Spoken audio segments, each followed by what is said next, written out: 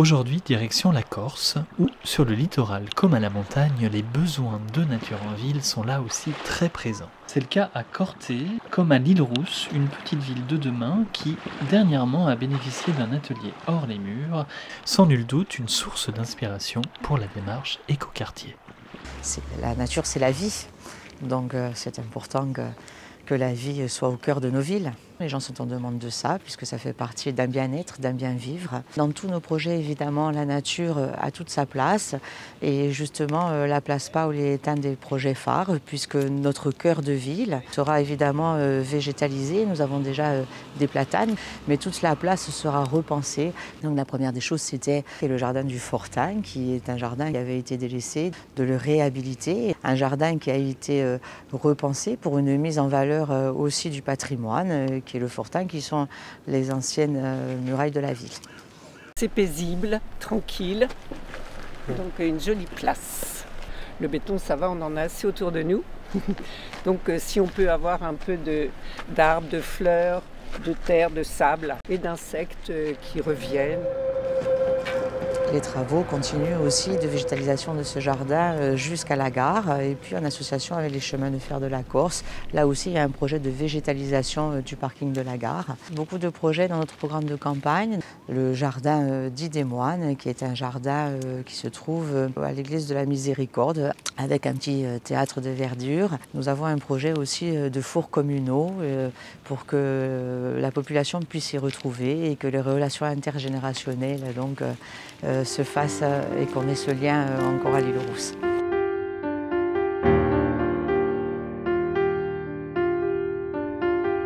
Le parc de Corse a été créé en 1972, donc il y a 50 ans, les préoccupations c'était vraiment de revitaliser la montagne en recréant du lien à partir du pastoralisme. On a gardé depuis un lien fort avec la population.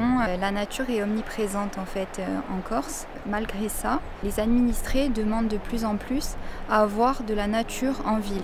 Néanmoins, aujourd'hui, on fait face, nous aussi, aux enjeux climatiques. Nous avons une forte demande de la population d'implanter des végétaux dans le milieu urbain, mais d'un autre côté, nous avons les scientifiques et les experts avec lesquels nous travaillons qui peuvent avoir parfois des avis contradictoires par rapport à ce qu'attend la population.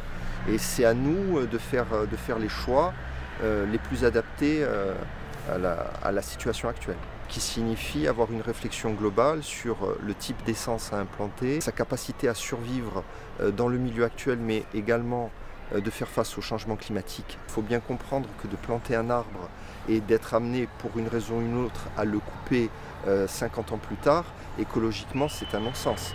Cette plante est une plante aromatique. Alors, Kediane, Bida. Et en française, c'est dit la marjolaine ou, à vrai dire, c'est le calaman. C'est mon carré. C'est mon jardin, bon, on peut le dire, enfin c'est mon jardin.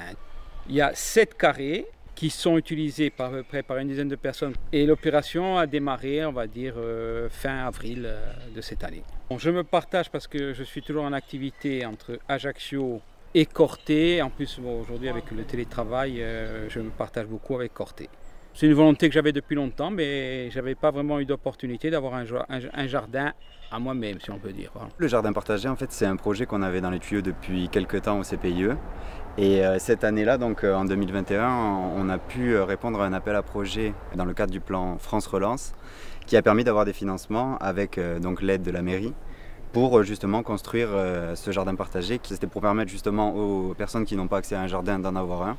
Il y avait quand même certaines conditions à respecter, dont notamment le fait de respecter l'environnement dans leurs pratiques et surtout de ne pas utiliser de produits phytosanitaires ou d'engrais chimiques. Ce jardin partagé, c'est le premier jardin partagé de Corté. Dans le programme que j'ai présenté aux Cortenais, il était prévu d'aménager cette friche. Il est prévu que nous en installions d'autres dans le cadre de l'étude urbaine et de l'aménagement global de la ville. C'est la revégétalisation et surtout la réappropriation par les Cortenais d'un certain nombre d'emplacements qui existent déjà, notamment des jardins partagés. Ça a une vocation pédagogique, notamment pour celui-ci, puisqu'il est situé juste à côté d'un groupe scolaire, une vocation sociale, bien évidemment. Et enfin, il y a un autre aspect qui est de plus en plus important compte tenu du contexte dans lequel nous évoluons, je parlais du contexte économique, puisqu'on a vu que récemment que l'inflation touche tous les produits, et notamment les produits alimentaires de base.